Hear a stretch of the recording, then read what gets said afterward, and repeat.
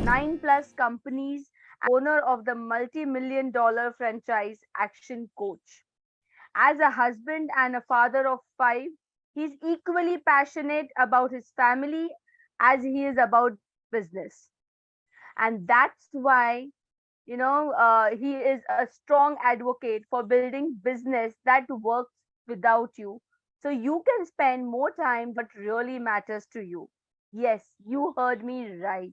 Business that works without you. And that is where employee engagement plays a vital role, as you need a highly engaged work to have a business or your own department that can work without you. Because if once they once this happens, or when they are functioning in a very high engaged environment, it's you who can go up to the next level. You can start thinking of your next goals and your next dream which you want to achieve in your life. So here is Brad Sugar.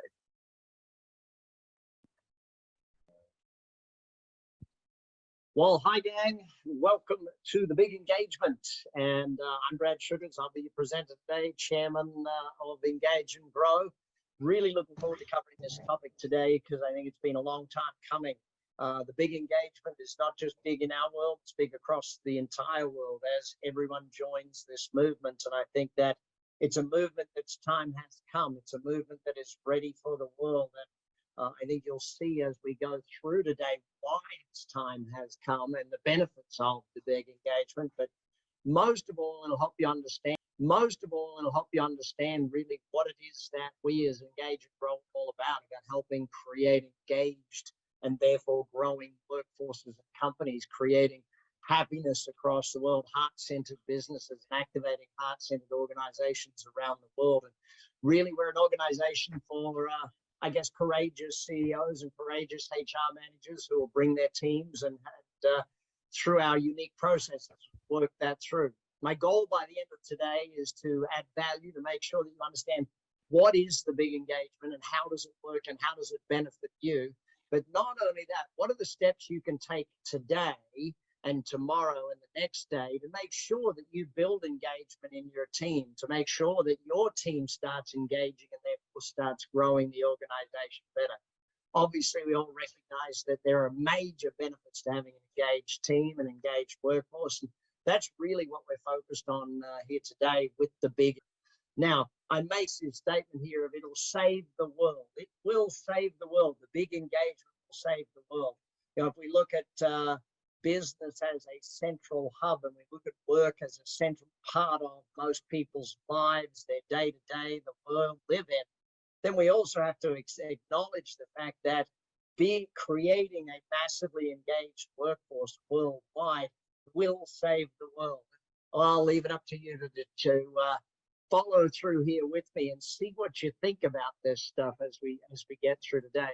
So if you could start by just typing out in the chat window where you are based so I can see where we're at on this big engagement. What countries are we going to be engaging, I guess, is the thing. What cities are we going to be engaging across the world? And it's great to know that we are Portugal. I know we have many here from in the United States with me. Even a couple from my Australian hometown I see on the webinar with us today. And Brazil, Canada, good to see. Thanks, Brenda, for joining in. Turkey in the house. We've got that. Mexico, South Africa. We are getting right around the world. So we're engaging all across the world is probably a very important aspect of what we do here at Engage and Grow. So let's kick into some of the learning today and start to really think about what it is that we're here to do.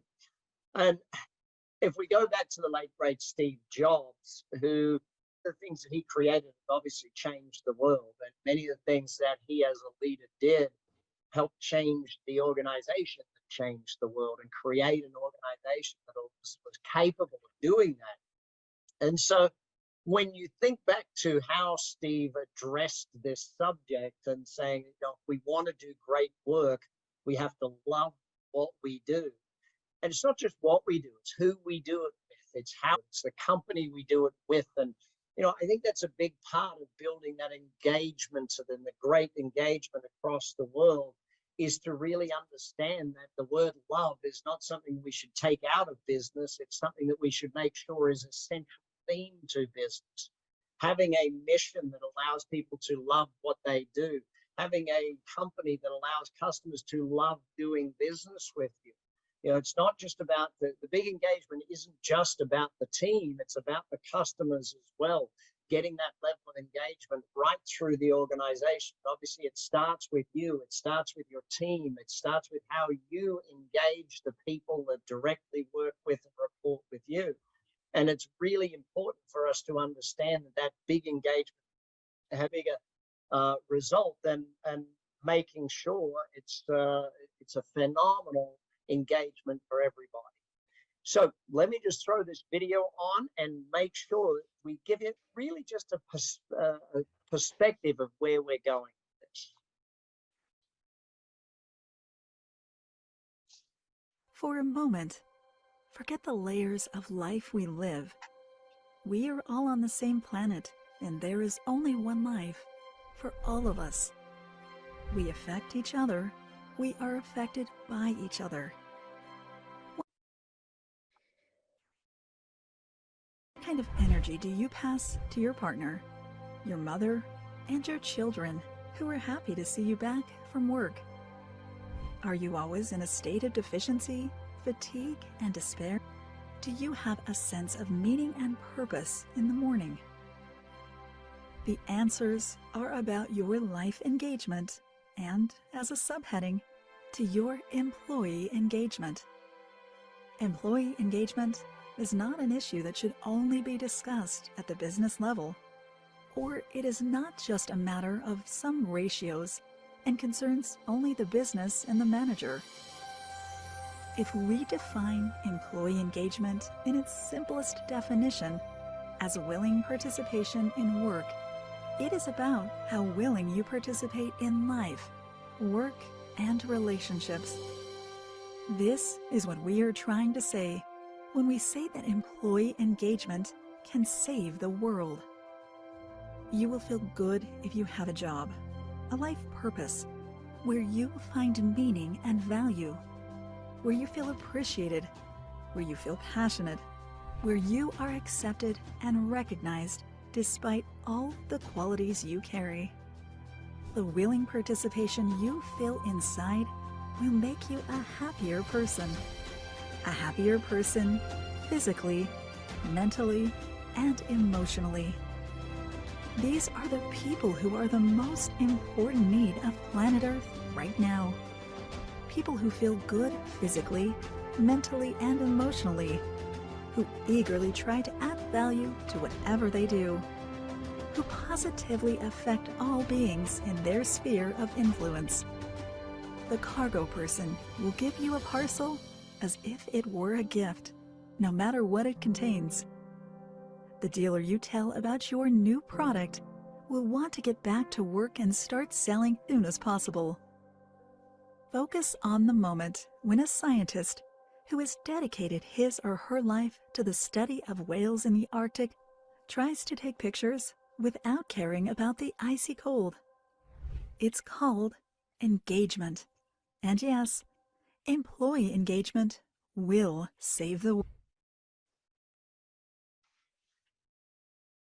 And let that sink in for a moment. You know, when we think through employee engagement, when we think through what it is that I guess if we really think through what it means, it's not just about business engagement, it's about life engagement across the board.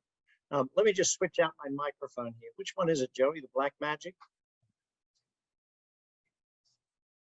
That's the one it is. Hooray.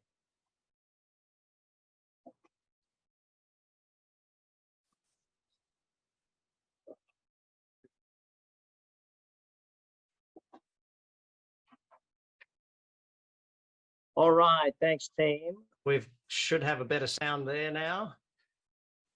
Just give me a thumbs up if that sounds better. I was getting a couple of people saying the sound quality wasn't there. Thumbs up. Okay, good, good, good. So, you know, when we think about life engagement and employee engagement, we think it's more than that. When we think about how we are engaged at work and how that impacts how we are in our home life, how we are in our family life, how we are with our friends, and how we are across the board, it really becomes more important than just a business statistic. It really becomes more important. The big engagement is about more than just what we do and what we achieve at work.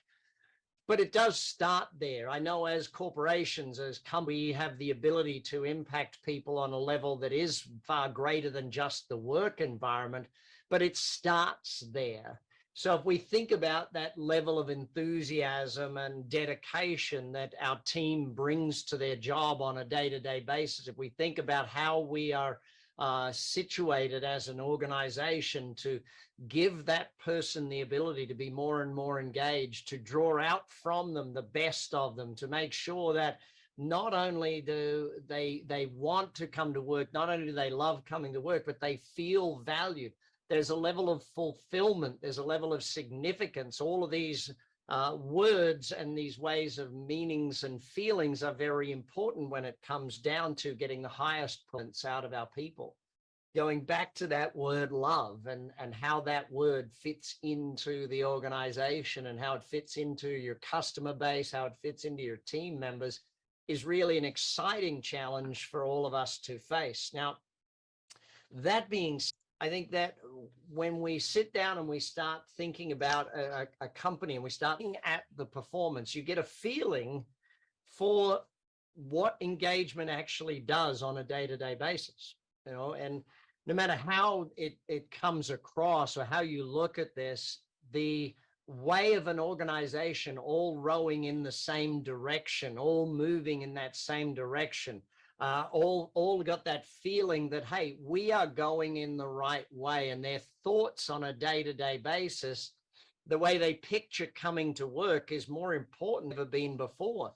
And so as we start to look at this, we have to define the opposite to know where we're going to. It's the old theory of, a map is no good if we don't know where we start. So if we're on this boat and rowing, where are we going from and where are we going to with the big engagement? Well, I guess where we're going from is the big disengagement, if we wanted to give it a terminology, and start to understand how employee engagement rates across the world. And these surveys give us an understanding of what that means and what that looks like. But obviously, we need to be far greater than this. Now, just to make sure we're clear on something, averages are exactly that. There are standout companies out there. There are organizations where the team and the customers love doing business with those companies.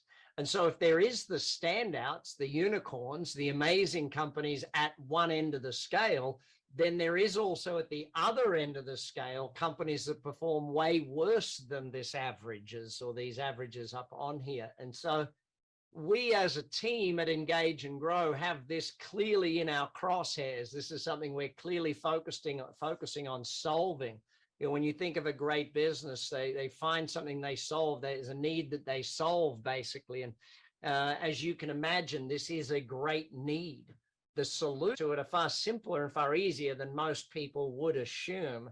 But unfortunately, a lot of people say, well, how do we solve this? And they turn to technology. I'm still to this day at a loss for how technology change humans that work with humans. It's humans connecting to each other that lead to that great engagement.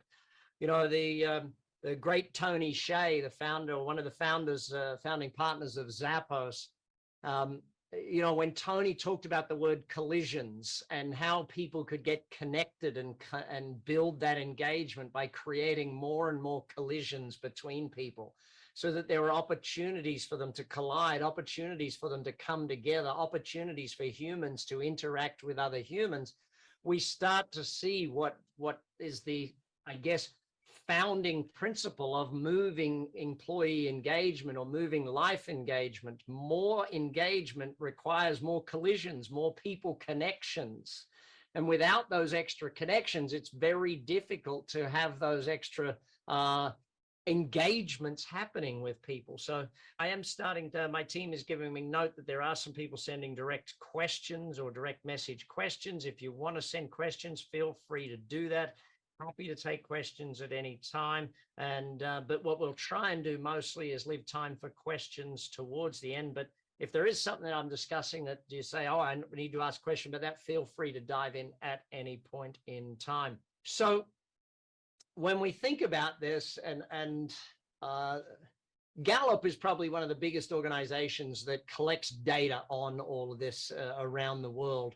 And when we sit down and we start thinking about, what is the simplest way to fix this, it doesn't take a genius to work it out. John Clifton says it probably the simplest way possibly can, and says, when we have better leaders in the workplace, that fixes employee engagement. And so you would think that the simplest solution would be training in companies to create leaders, training to create better management and lead an organization. And whilst training does start the whole process, that level of heart engagement doesn't necessarily come through skills-based training. We've got to really move it to, and I know with our Leader of Leaders program, where we sit down, we start working through, how do we activate the human heart involved in this? How do we become more about that engagement and more about the human involvement? And if you ever want to watch my webinar on compassion or join our Compassionate Leadership program, please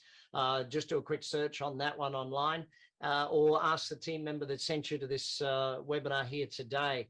But understanding that whilst there's been massive work put into this, the level of improvement is only gradually moving up. Now, in some countries, obviously, it's moving faster than others, where that does for human connectivity is very clearly seen.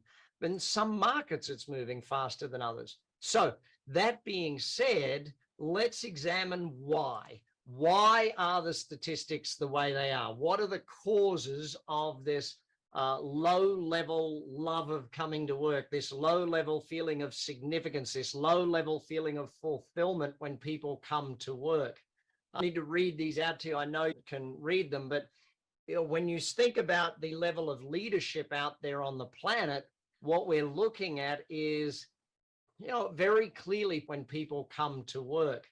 I need to read these out to you. I know you can read them, but when you think about the level of leadership out there on the planet, what we're looking at is, very clearly put, a lot of people are being promoted without being given the proper skills and without giving the proper leadership training and the proper leadership equivalent, and being enacted as a leader and coming from their heart. There's too much of it's straight about the money. When you take care of the people, the success and money comes. If you just focus on the money, then there's a high turnover, a high disengagement rate, all of those things happen. So it really does, leadership is really the number one on the list.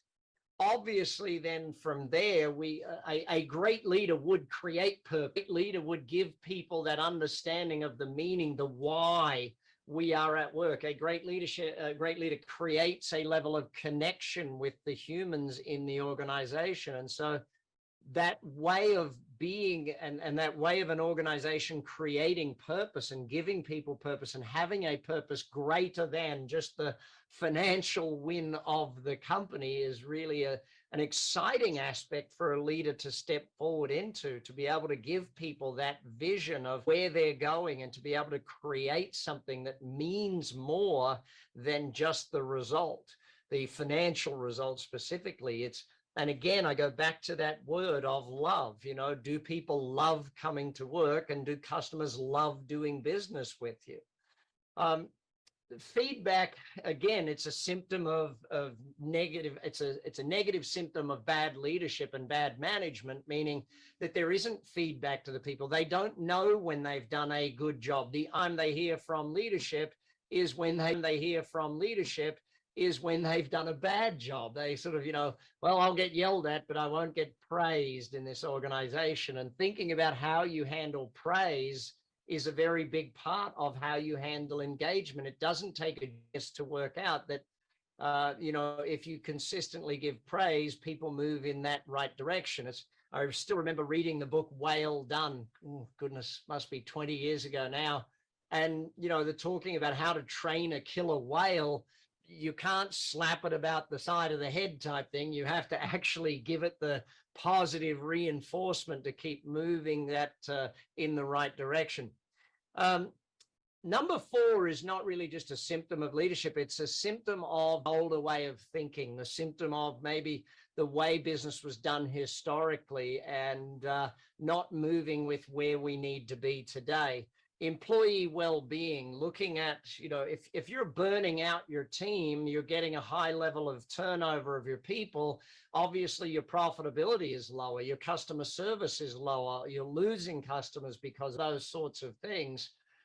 Very high on the list. So how you work with your team, how you look at the holistic human that is a part of your organization and adds value to your organization is very clear.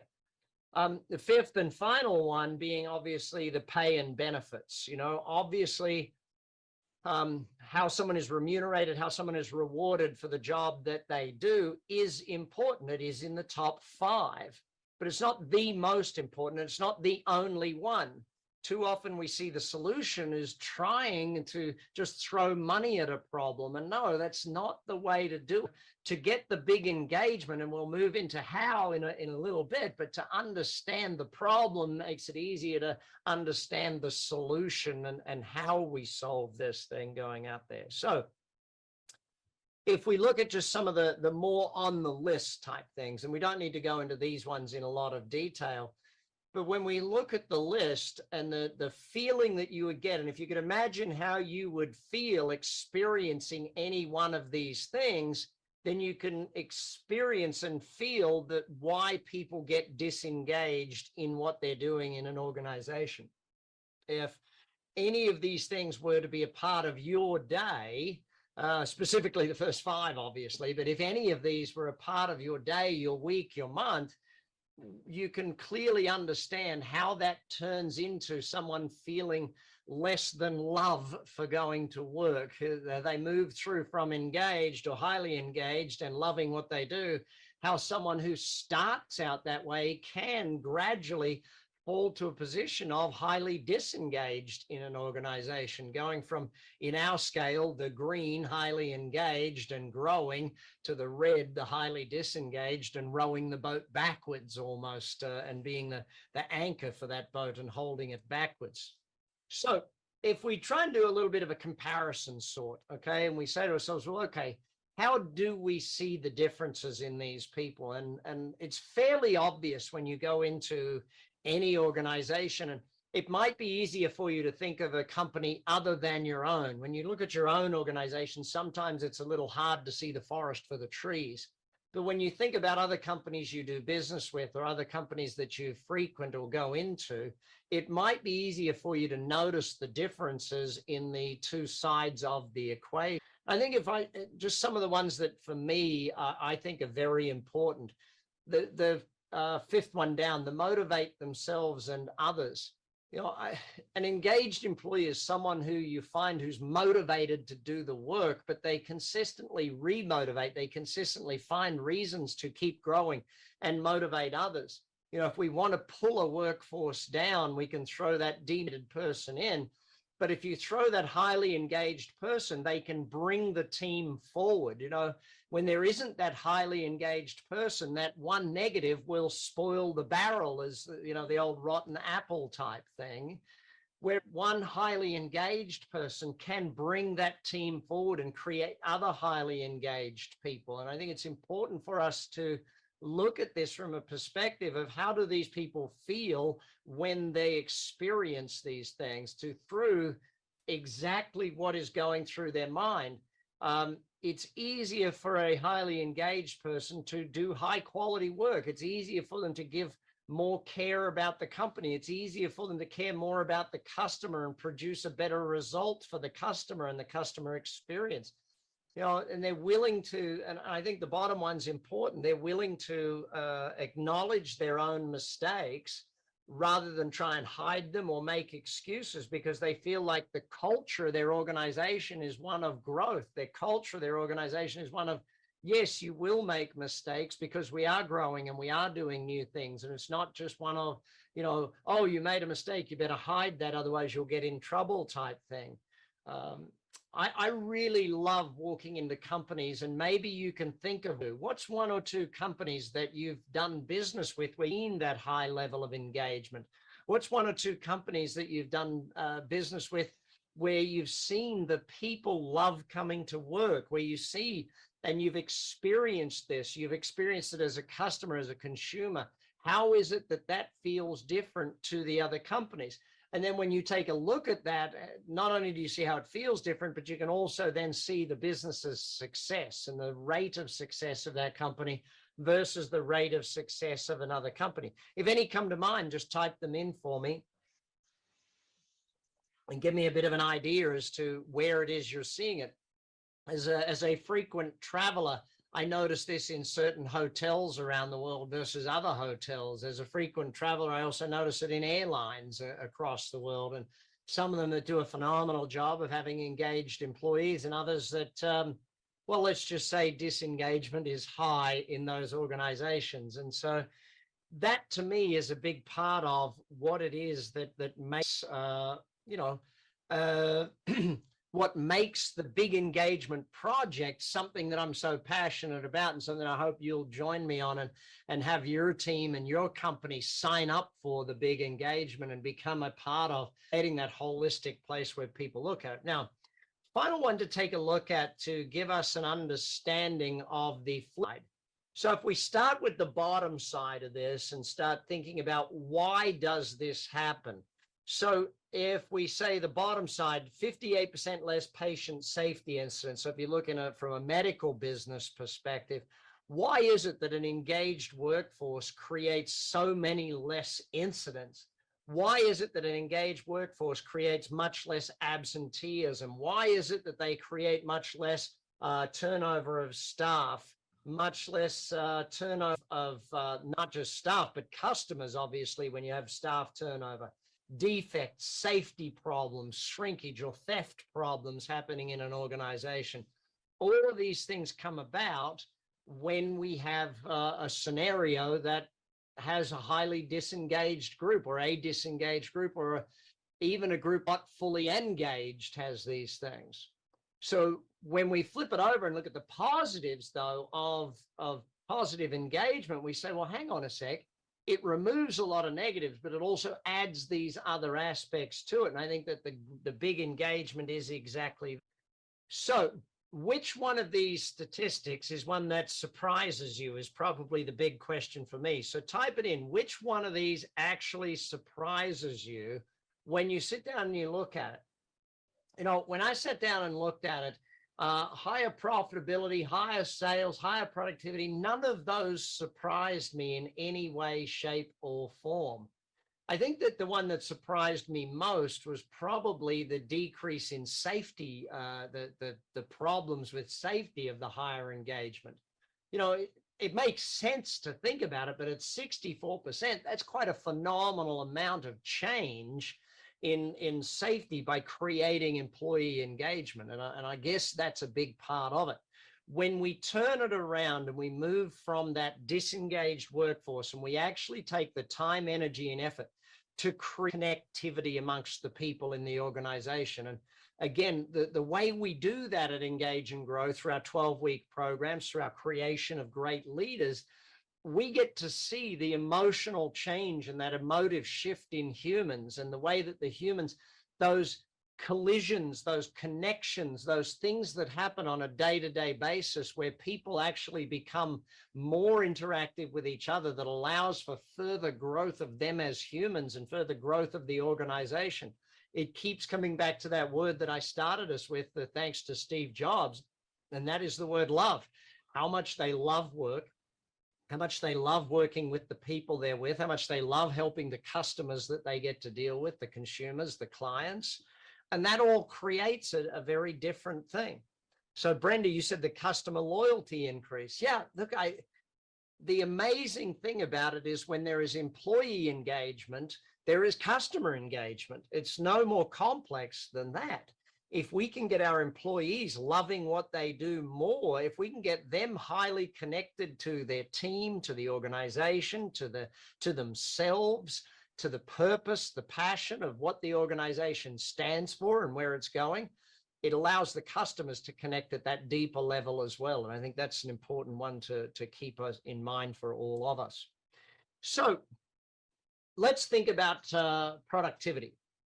Obviously, profitability and productivity are things that go hand in hand.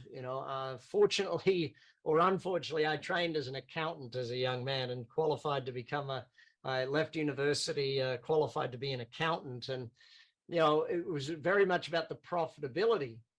What years of business ownership and running companies have very clearly shown me is that when people love what they do, they have higher productivity. When I build my people, they build the company. When you take care of the people, they feel better about what they do. They feel better about themselves. They feel better about their team, about the organization. Therefore, they get better results. And so it's really an interesting aspect of just how much higher productivity there is by getting a level of engagement. Now, one of the things, though, that has stood out for me over the years around this big engagement is that, well, how can I say this politely? A lot of CEOs and business owners and other executives and even frontline team members seem to make it the accountability of the HR team to say, okay, human resources, it is your job to fix employee engagement. Now, I'm not sure that you've ever tried to fix employee engagement. What you have to realize is that growth of the humans in the organization is basically something that everyone in the organization is accountable for and responsible for, from the number one person in the company. And if I can tell you a fun little story of going into a particular company where the CEO sat me down and asked my advice around changing the culture of the organization and growing the company and all of the different aspects of it. And he said, I just need you to fix my people. And he subsequently asked me a question. He said, how long do you think it'll take to fix my people? And I said, maybe an hour or two. And he looked at me very like, what do you mean maybe an hour or two to fix my people? I said, well, yeah, it should take maybe an hour or two. Now, it's going to take me at least a few months with you first. Then it'll take me an hour or two with them. Now, obviously, he was not as excited about that statement as I was. But the reality of most organizations is that it's not a singular team or a singular person. It starts with the number one team member in the company, the CEO. It starts with the owner. And unless you are willing to, or you are willing to embrace employee engagement, unless you have the courage to take on the facing of employee engagement, then no one else in the organization can. I've had conversations with HR managers, and I know my team around the world gets this a lot, where a human resource manager has been tasked with fixing engagement, but there's no buy-in from upper management. It's like, all right, first job is we have to sell this up the chain. You can't be good at going down the chain and not just going up the chain. You actually have to impress the people in the C-suite that this must be done at all levels. And it starts in their room. It starts in the room and works from there. So, but it's not just management. It's not just HR. It's the entire organization. And so how you educate the entire organization into the big engagement is something that is a step-by-step program, changing an organization's culture and, taking this right through. And it doesn't just start with your existing team. It's also got to look into your recruiting methodologies, your induction, your onboarding. How are you bringing people onto the team? How are you even selecting people to join the team? And that goes back to, again, where you said, the second biggest creator is a lack of purpose. And so As how are you bringing people onto the team? How are you even selecting people to join the team? And that goes back to, again, where you said, the second biggest creator is a lack of purpose. And so as the C-suite, let's start with the first things we can do to move this. The first thing, obviously, is looking at where is the organization going? What are we aiming to achieve as an organization? What is the purpose of this company? And again, it's got to be greater than just money. It has to be more than that. It has to be about what you're aiming to achieve as a company. Giving people a clear vision of where we're going and how, and it's important. Giving them a clear vision of who we are and why we do what we do. It's not just about what we're doing, it's about who we are. It's about why we do what we do. Defining your agreed values, defining your core culture, defining all of those things allows you to become a different style of organization when it comes to recruiting, a different style of organization when it comes to building your people, those philosophies. And so as an executive in any organization, we have to be very clear on those 5 negatives and how we turn those 5 negatives into 5 positives for the organization. Doing leadership growth programs, even starting with new leaders and saying, okay, where are our leaders coming from? And looking at the aspiring young people in the organization and putting them through programs. All of these things impact the culture. All of these things impact how we start the process of creating employee engagement. If I was to give any C-level executive or any manager or anyone in any team a very simple piece of advice to start employee engagement, it would be to just give people thanks. To just simply every day, twice a day, start acknowledging people for the work they do that is good. Start acknowledging people for the positives in the organization. Just start moving in that direction. And eventually you get a roll on type thing. Eventually it's like, you know what, we're on a roll. We're moving in this direction, and just keep focusing your attention on the positives.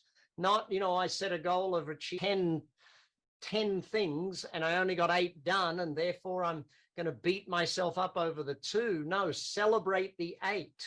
And don't say, oh, well, I didn't get 10. Celebrate that you got 8. Celebrate your team moving in a direction. All of these things show that you take accountability and responsibility for employee engagement in your organization. So let's understand a little bit more about what got us here. We go back a few years, and obviously we've seen, even prior to the COVID pandemic, there was a gradual move from the baby boom generation into the Great Resignation, but it became very obvious during that time. And of course, since then, it's been given many different names of, and even I like most personally is the Great Rethink. People re-choosing their career. What do they want to do? And obviously we've seen the opposite now, people saying, well, I want to be back in the office and all of these things. But if we understand this phenomenon of the Great Resignation, if we use that terminology for it, if we understand this phenomenon, then we understand where we're at and what got us to where we are, being that the great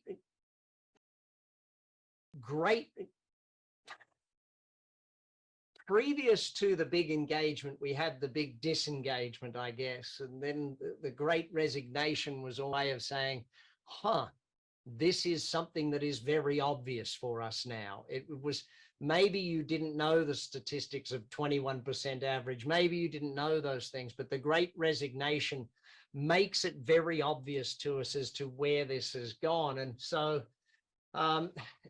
if we think about the heart and soul of the people in the organization, because obviously people are the heart and soul of an organization, the level of people's thinking over this period of time has diminished even further.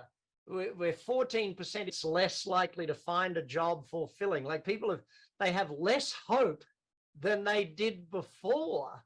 And that to me is one of the things we're sitting here going, maybe the big engagement is, maybe we're too late. No, we can't possibly be too late. Hopefully just in time to help you and help your team do that. I mean, if we're now 11 points less, percentage points less likely to feel that you can truly be yourself at work.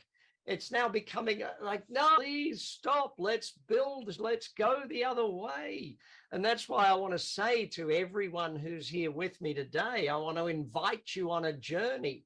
And, you know, when people see that they're 9 percentage points less, their hopes and their fears are saying that they are less hopeful now of being fairly rewarded financially.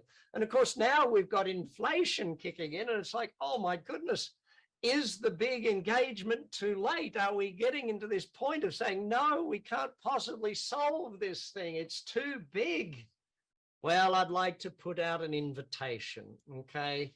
I would like to say, if we go out with the great resignation and in right now, I'm inviting you in to the great engagement, you know, and it's almost an invitation that you can't refuse. It's like the old joke of, you know, I'm making you an offer that's too good for you to refuse. Well, yes, my acting skills are not that great, I get it, but I think you get my point, is that if these statistics are allowed to go on, if this great disengagement that was a reality previously, and the great resignation just showed that and made it obvious to us, if that's allowed to continue, well, we can't allow it to continue. We can't allow it to be too late. It's almost, we must not just extend an invitation. And by the way, extending the invitation to you, I'm asking that you also extend an invitation to join the big engagement to everybody you know in the business world. Show them that video and share with them what engagement can look and feel like out there in the workforce. Give them a different perspective on what it is. Now, if you haven't already, by the way, and I'll get my team to put it in the chat notes, if you haven't already, what I'd like you to do is to take a look at our manifesto, okay? The Employee Engagement Manifesto, I think, is really, so if you haven't downloaded it, please, the team will put the link in there. We've got that, Sarah, someone can pop that link in for me. The manifesto is really what we're saying. If you join the big engagement, this is something I'd like you to download, share amongst everybody you know in your business, share it with everyone and talk about it. It takes courage to talk about these things. It takes courage to step up and talk about it. And, you know, it takes courage to step up and talk about it. And, you know, different areas of your life where it needs courage to talk about things. I know for me personally, my wife and I, unfortunately, were caught up in a mass shooting here in Las Vegas and at the Country Music Festival, Route 91. And it took courage for both of us to talk, not just with each other, but to go and actually seek help and get through these things. It takes courage in a business to have a conversation around engagement. It takes courage to survey. And if you really, if you believe that you have that courage, please join with us, sign the manifesto, share the manifesto with your team. And even one step further, have a chat with the team at Engage and Grow and discuss doing a survey in your organization. Find level of engagement.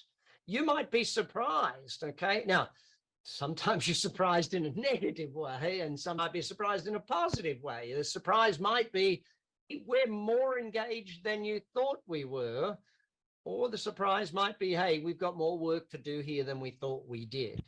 But take the manifesto, click that button, down the manifesto, read the manifesto, and take action on it. You know, it's like, if you can print your card, download again and put your name on this and share it on your LinkedIn profile, share it out there with the world, talking about that you are part of this movement. You know, my perspective is that people make change. People change organizations. And it starts with just one person. It doesn't take 1 million people to make massive change. It takes one, you. It takes you changing first. It takes you being willing to read and sign the manifesto. It takes you putting your name on the big engagement and saying, hey, I'm part of the big engagement. I support the big engagement because I believe people are people will create that shift. So read and sign the manifesto, but do more than that. Discuss it with people, talk about it, have the courage to face these statistics with, again, some level of knowledge. Or if you, I mean, I hate to say it this way, but if you're sitting there and saying, maybe what I need people to do is to watch Brad or share the video from the great engagement that you'll see again on that website. So if you want to do the survey, if you want to download all of those things, please just get back in touch with your Engage and Grow team member and make sure that as a coach, they get to chat with you on that. So big engagement, is it something that you want to join? Well, let's go backwards a step. I believe, based on what I've shown you here today, it's not something that you really have a choice as to whether you join the movement or not. It's like, yeah, I'd better join that movement because life is important, humans are important, balance is important, creating an engaged workforce is important, creating an engaged planet is important, helping people become engaged in their work and therefore more engaged in their life is important. Now, when you sit down and take a look at the core,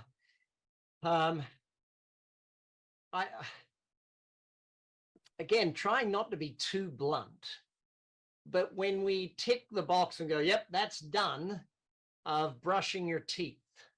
Yes, it's done for this morning. We're still going to have to do it again this evening, and we're still going to have to do it again tomorrow morning. It's like, you know, I still go back to the old quote. I think it was Zig Ziglar who said, you know, motivation wears off. That's why we believe, you know, it's the same as brushing your teeth does type thing. That's why I believe we should do it every morning and every evening type thing. And employee or team member or life engagement, the big engagement is not something you tick a box and go, wow, we're done. It's not that way. It becomes a core of your culture. It becomes part of the who you are and why you do what you do.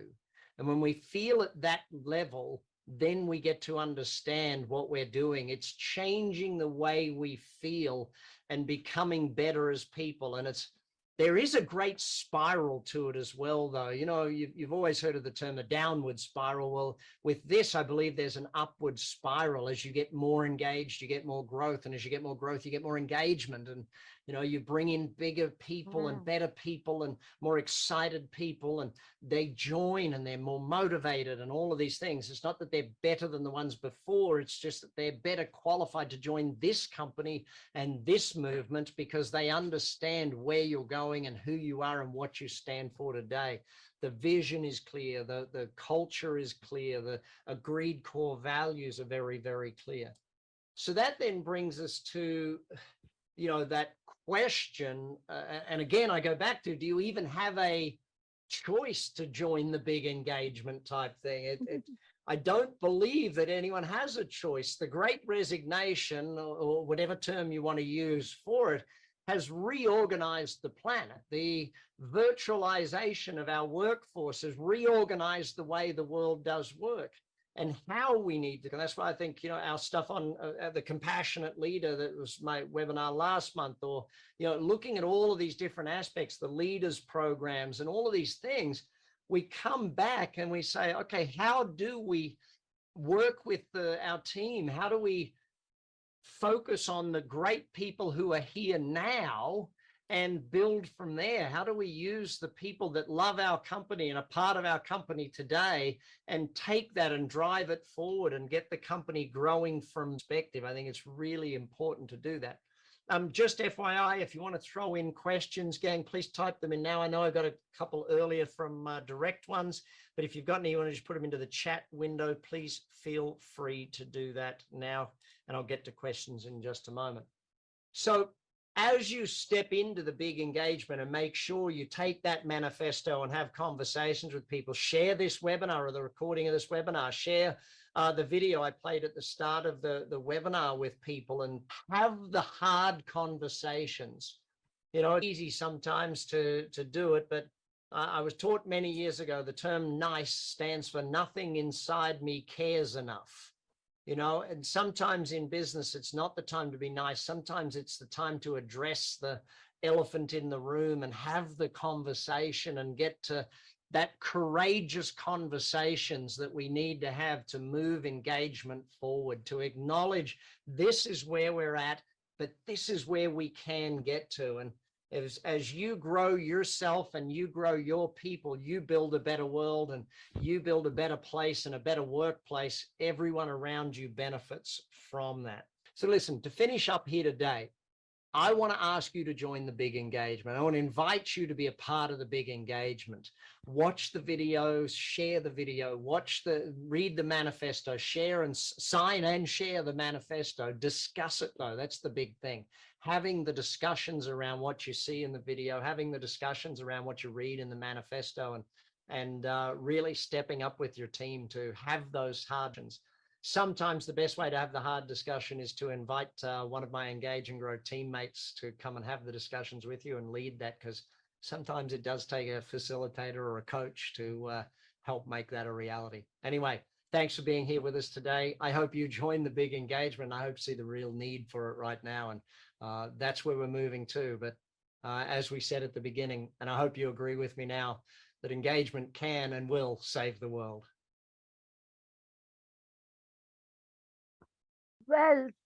Well, what an amazing session, the big engagement. I am all geared up that I'm going to join the big engagement movement. I support the big engagement movement because I believe people can make change. And yes, it is a continuous process. It is not a one-time activity. Considering the paucity of the time, we are unable to answer all the questions right now. But we assure you that we will send these questions to Brad and provide you a response shortly.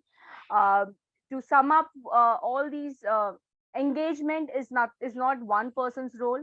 It is HR, the management, the teams, all of them have to come together. It has to be a repetition, like mentioned in our previous sessions of the series as well. It's a culture which is driven by habit, and it has to be repeated again and again for it to sustain. If you have challenges in that, you can hire an employee engagement coach who can help you with the keys and with the thoughts, and help you drive this employee engagement in your organization. So, before I say goodbye, I would like to thank Franchise India Knowledge and Engage and Grow India and Gulf for giving me this opportunity and this interesting and informative employee engagement mastery series. And looking forward to a lot more such series. Thank you all for joining us in a mastery series. And looking forward to a lot more such series. Thank you all for joining us.